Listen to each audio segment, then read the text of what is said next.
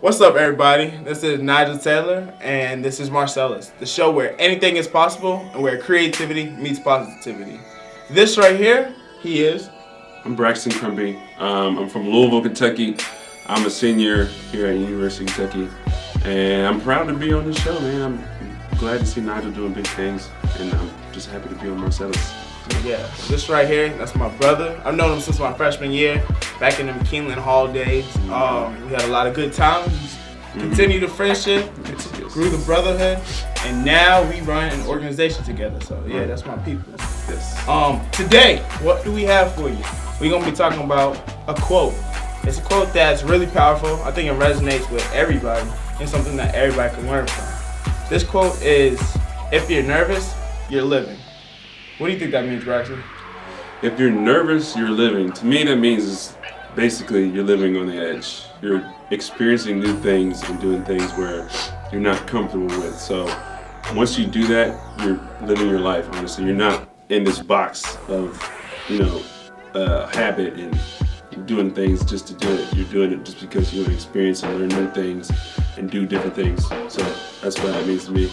Yeah, for me, when I heard it, the first thing I thought about is there's so many opportunities in life when you really want to go out and do something, but you have that moment where you just don't want to take that first step because you're scared, you're nervous.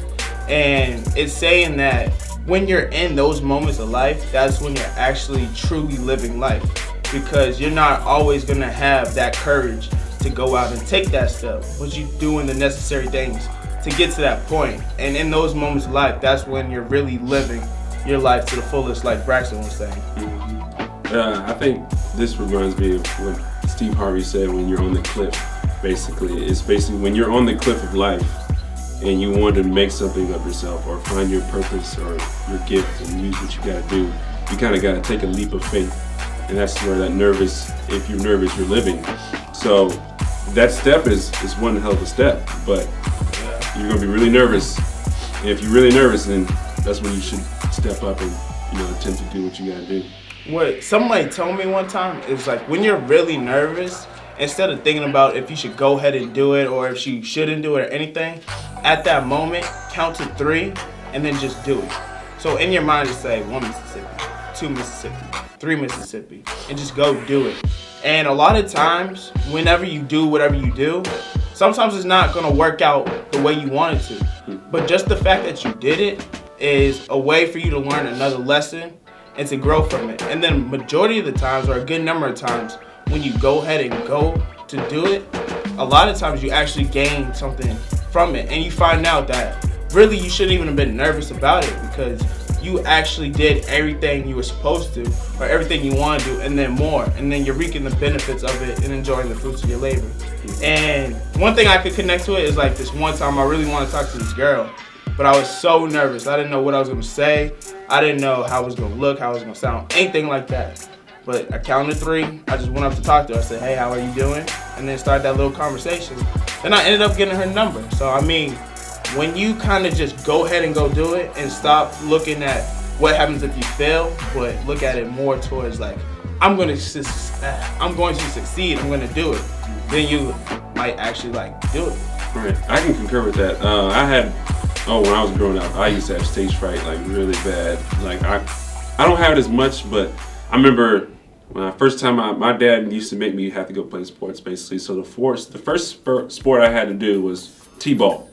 And I remember I stepped up to the plate and I was nervous. I was shaking. Basically I was just, this ball's gonna hurt me. I'm gonna miss. Everybody's gonna laugh at me. I'm gonna strike out and my dad's gonna be disappointed or whatever. It's just all the alternatives to the worst case scenario of playing baseball. That's in everything. The same thing happened too. Right. So I get up to the plate and I take my little practice stuff and I'm already crying. If there's the ball was coming and I'm crying. It was an awful experience. I took a swing and I missed it. But after that, I kind of got to, I got comfortable with it. I was still crying, but I looked at my dad and he was just like, this is your moment, basically. You got to step up. You're at this point, you got to swing. If you miss, but you got to swing for the fences. So the next pitch comes and I hit it. And my dad, he tells the story every time, so if you ever meet him, it's crazy. But he always tells me I was running to the base crying, but when I reached it, I had dry face. Everything was gone. I was smiling, everything. So that's how basically, man, if you're nervous, you're doing the right thing. Like, you just gotta just jump and do things even when you are nervous. And that's just basically anything. And kind of like what he was saying, I think just being nervous is just a sign of progression. Like, I know I used to be scared of public speaking. Absolutely terrified. I hated getting in front of people.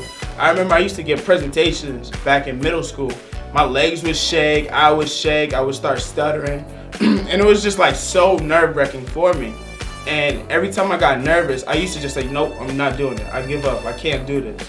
And then one day I was like, you know what? I'm tired of not being able to speak publicly in front of a bunch of people. So I started putting myself out there. No matter how nervous I was, no matter how much I started shaking or how much I started stuttering, I would just go out and go do it.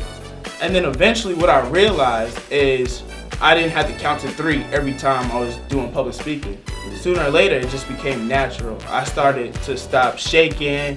I didn't stutter as much, and then eventually I stopped stuttering. And then now I'm at a point where I'm okay doing public speaking.